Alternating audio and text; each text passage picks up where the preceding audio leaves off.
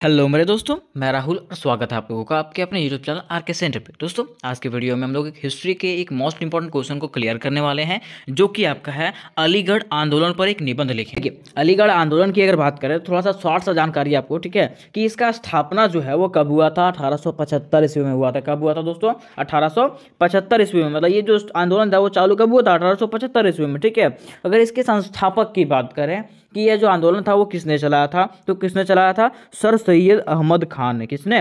Sir Syed Ahmad Khan ने यह आंदोलन चलाया था, ठीक है।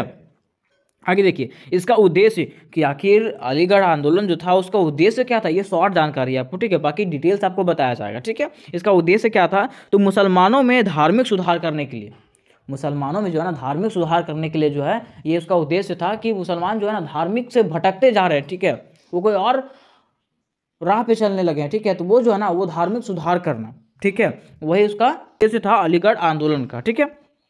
तो चलिए, सबसे पहले हम लोग क्या करेंगे, इसके भूमिका को लिखेंगे। आंसर जब स्टार्ट करेंगे सबसे पहले हम लोग क्या करेंगे, इसके भूमिका को लिखेंगे, ठीक है। और भूमिका में क्या लिखेंगे, बताया जाता है अलीगढ़ आंदोलन जो था सर सैयद अहमद खान के नेतृत्व में चलाया गया था। यह एक प्रमुख इस्लामी आंदोलन था। अलीगढ़ आंदोलन जो था सर सैयद अहमद खान के नेतृत्व में चलाया गया एक प्रमुख इस्लामी आंदोलन था। क्या था? प्रमुख इस्लामी आंदोलन था, जो 1857 के विद्रोह के असफलता के बाद मुसलमानों ने धार्मिक सुधारों के उद्देश्य से चलाया था। जो क्या हुआ था, 1857 ईस्वी का जो विद्रोह जो था वो असफल हो गया ना, तो उसके बाद जो है मुसलमान ने अपने धार्मिक सुधार करने के लिए, धार्मिक सुधार के उद्देश्य से जो है ना यह आंदोलन चलाया था, ठीक है। तो उद्देश्य में बस आपको इतना ही लिखना है कि ये किसने चलाया था और इसका उद्देश्य क्या था, ये क्यों चलाया था, ठीक है।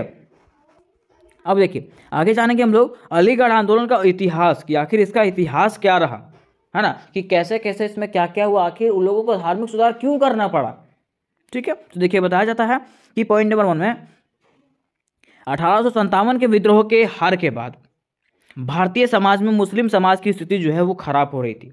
1857 के बाद क्या हुआ, 1857 जो विद्रोह हुआ था उसके हार के बाद क्या हुआ कि भारतीय समाज में ना मुस्लिम समाज की स्थिति जो है वो खराब होती जा रही थी, ठीक है। उसके बाद क्या हुआ कि सर सैयद अहमद खान ने पाया कि मुस्लिम समाज की स्थिति जो है ना सांस्कृतिक, सामाजिक और शैक्षणिक रूप से पिछड़ी हुई है। मतलब उसने पाया कि मुस्लिम समाज की जो स्थिति है वो सांस्कृतिक रूप से, सामाजिक रूप से और शैक्षणिक रूप से जो है ना वो क्या है, पिछड़ी हुई है, मतलब पीछे ही है। अब क्या हुआ कि यह आंदोलन जो है मुस्लिम समाज को पुनर्जीवित करने और मुस्लिम समाज में बौद्धिक उत्थान की शुरुआत करने के लिए शुरू किया गया, ठीक है। तब उनको लगा कि कोई आंदोलन चलाना चाहिए। अब उसने क्या किया, एक आंदोलन चलाया जिसको हम लोग अलीगढ़ आंदोलन के नाम से जानते हैं, ठीक है। और यह जो आंदोलन चलाया गया वो मुस्लिम समाज को पुनर्जीवित करने के लिए, मतलब इसका उत्थान करने के लिए, उसके साथ साथ मुस्लिम समाज में फैले कुरीतियों को हटाने के लिए किया गया। कौन सा? अलीगढ़ आंदोलन का, ठीक है। अब देखिए, दूसरा पॉइंट में बताया जाता है कि अलीगढ़ आंदोलन ने उर्दू साहित्य में एक नई प्रवृत्ति की शुरुआत की। अलीगढ़ आंदोलन ने क्या किया, उर्दू साहित्य में एक नई प्रवृत्ति की शुरुआत किया।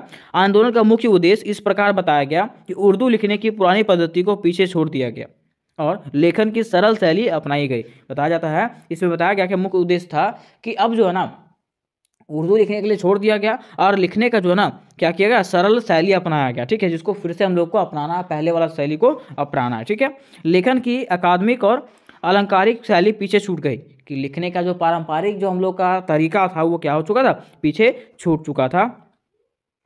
इस आंदोलन का नेतृत्व जो था एक प्रमुख व्यक्ति सर सैयद अहमद खान ने किया था। इस आंदोलन का नेतृत्व किसने किया था, ये तो हम लोग सब जानते हैं, सर सैयद अहमद खान ने किया था, ठीक है।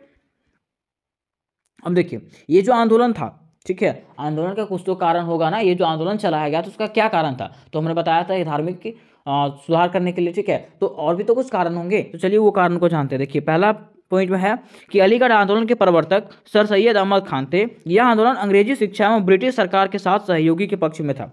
यह जो आंदोलन था वो अंग्रेजी शिक्षा एवं ब्रिटिश सरकार के साथ सहयोग के पक्ष में था, ठीक है, कि हम क्या करेंगे, ब्रिटिश सरकार का सहयोग करेंगे, हम लोग अंग्रेजी शिक्षा को प्राप्त करेंगे, ठीक है। उसके साथ साथ देखिए, दूसरा पॉइंट बताया गया है कि इस आंदोलन का उद्देश्य जो था मुसलमानों को अंग्रेजी शिक्षा देकर के उन्हें अंग्रेजी राज का भक्त बना करके नौकरियों में अत्यधिक आरक्षण प्राप्त करना था, ठीक है। इस आंदोलन का मुख्य उद्देश्य था कि मुसलमानों को जो है ना अंग्रेजी शिक्षा दिया जाए, क्या दिया जाए, अंग्रेजी शिक्षा दिया जाए। उसके साथ साथ उसको जो है ना अंग्रेजी राज्य में जो है ना, अंग्रेजी राज्य में, अंग्रेजी साम्राज्य में जो है ना भर्ती करवाया जाए। ठीक है, मतलब उसका भक्त बना करके नौकरी में अत्यधिक आरक्षण दिया जाए। ठीक है, मतलब वो सब तरह से जो है ना अंग्रेजों के पक्ष में होना चाहते थे। ठीक है, फिर देखिए तीसरा कि इस आंदोलन में सैयद अहमद के मुख्य सहयोगी चिराग अली, नजीर अहमद, अल्ताफ हुसैन और मोहम्मद शिबली नोमानी थे। ठीक है, इसमें जो था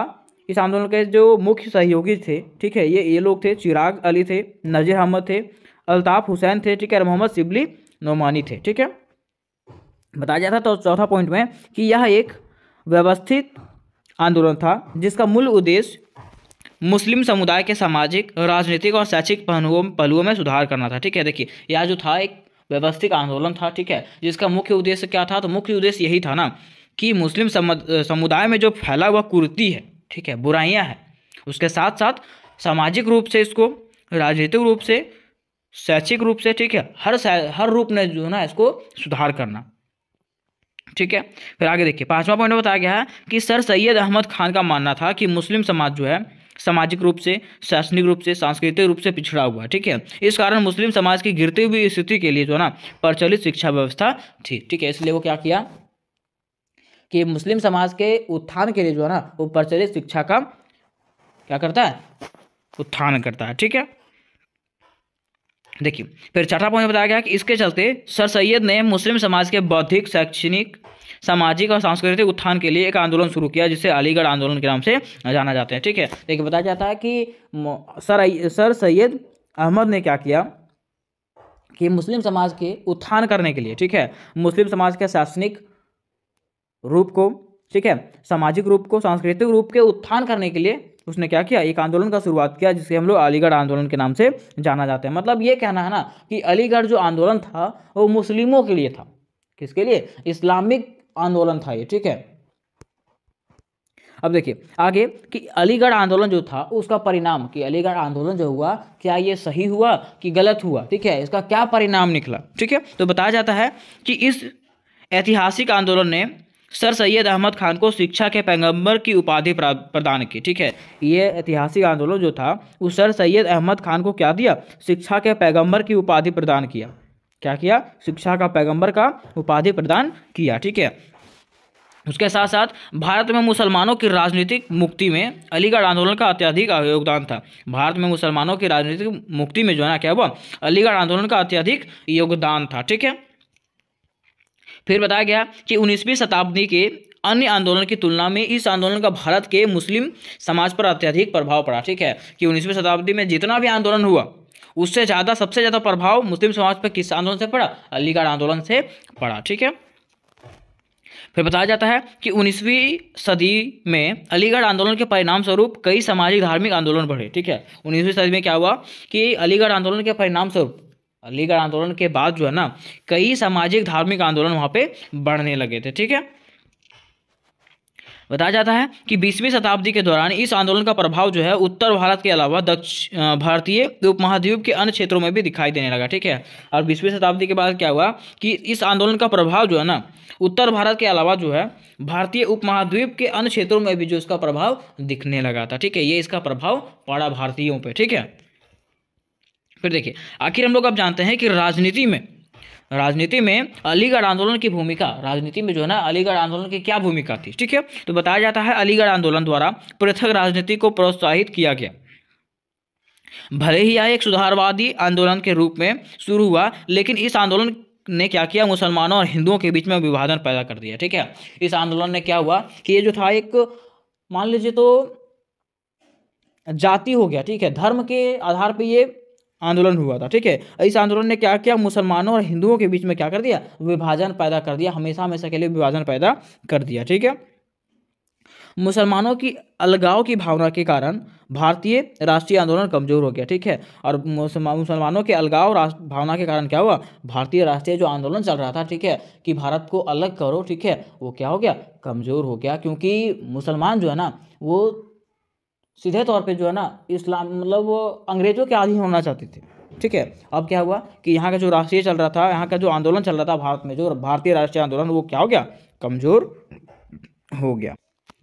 अब देखिए इसके आगे बताया जाता है दूसरा पॉइंट में कि मुस्लिम समुदाय को जो है राष्ट्रवादी आंदोलन से दूरी बनाए रखने के लिए निर्देशित किया गया।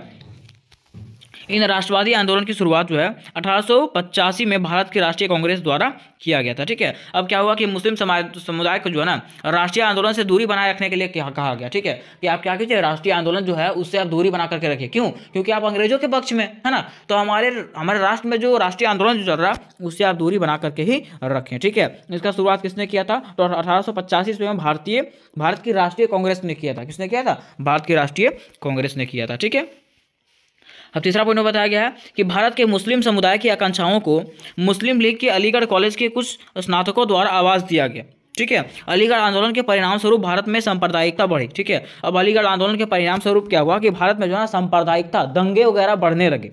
अब मुस्लिम और हिंदू के बीच में फुट हो गया। ठीक है, तो फुट हो गया तो इन दोनों के बीच में क्या हुआ? दंगा बढ़ने लगा, सांप्रदायिकता बढ़ने लगा। ठीक है, और राजनीतिक पर जो है ना सकारात्मक प्रभाव डालने के बजाय यह भारत के सांप्रदायिकता को बढ़ावा देने में बदल गया। ठीक है, इसका काम क्या था कि राजनीतिक पर सकारात्मक प्रभाव डालना। ठीक है, लेकिन यह क्या हो गया? किस चीज़ में बदल गया? तो भारत में जो है ना सांप्रदायिकता को बढ़ावा देने में बदल गया। ठीक है, भारत में क्या हुआ? सांप्रदायिकता बढ़ गया। ठीक है, और बड़े तरीके से, ठीक है, लड़ाई होने लगे, दंगे होने लगे। ठीक है, जिससे यह जो मिशन जो था ना वो क्या हो गया?